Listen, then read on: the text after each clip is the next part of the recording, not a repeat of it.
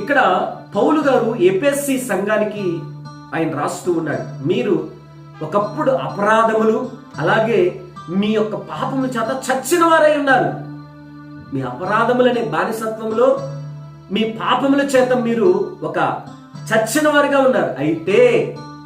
అయితే క్రీస్తుతో కూడా మీరు బ్రతికించబడ్డారు ఇప్పుడైతే అని చెప్పి ఈ యొక్క సంఘంలో ఉన్నటువంటి పరిశుద్ధులకు అలాగే విశ్వాసులకు రాస్తున్నాడు. దేవుని మాటలు వింటున్నటువంటి my dear brother and sister, నా ప్రియ దైవ జనాంగమా, నీవు ఒకప్పుడు నీ స్థితి ఎలా ఉన్నదో ఒక్కసారి ఆలోచన చేయి. ఒకప్పుడు నీవు కూడా అపరాధముల చేత, నీవు కూడా పాపముల చేత చచ్చిన దానిగా లేవా?